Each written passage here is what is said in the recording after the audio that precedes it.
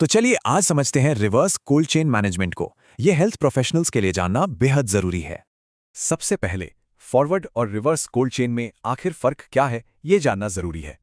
सीधे शब्दों में कहें तो ये बायोलॉजिकल सैंपल्स को कम्युनिटी से लैब तक पहुंचाने का सिस्टम है। और सबसे जरूरी बात, पूरे रास्ते तापमान को इसी रेंज में रखना होता है, हर हाल में।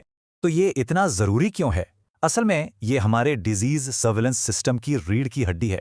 अगर प्रोटोकॉल सही से फॉलो हो तो सैंपल से मिला डेटा एकदम भरोसेमंद और सटीक होता है। चेन टूटने का मतलब हो सकता है मरीज की रिपोर्ट नेगेटिव आ जाए और एक बड़ी महामारी फैल जाए। फर्क साफ है, एक सैंपल जो जांच के लायक है और दूसरा जो तापमान की वजह से बेकार हो गया। अच्छा, तो इस चेन को बनाए रखने के लिए किन चीजों की जरूरत पड़ती है? ये कुछ बेहद जरूरी चीजें हैं, जैसे छोटी दूरी के लिए वैक्सीन कैरियर और लंबी दूरी के लिए कोल्ड बॉक्स। और हाँ, ट्रिपल पैकेजिंग सिस्टम, ये सैंपल सेफ्टी के लिए एक स्टैंडर्ड प्रोटोकॉल है जिसे मानना ही होता है। एक दिलचस्प बात यह है कि तापमान का वायरस पर सीधा असर होता है। 35 डिग्री सेल्सियस से ऊपर यह बहुत तेजी से खत्म होने लगता है।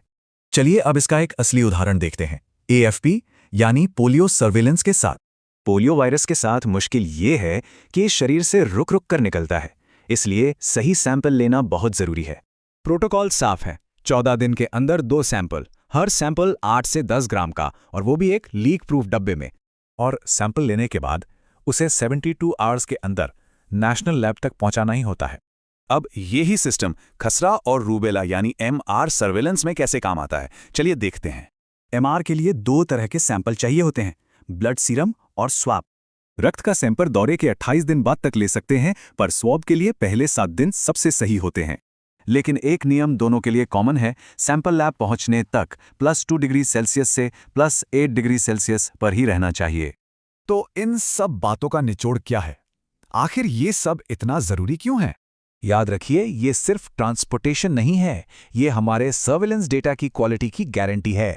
पोलियो और खसरे जैसे प्रोग्राम्स की कामयाबी सीधे सीधे इसी सिस्टम पर टिकी है। WHO के इन प्रोटोकॉल्स को फॉलो करना मतलब एक बीमारी मुक्त दुनिया की तरफ एक ठोस कदम उठाना।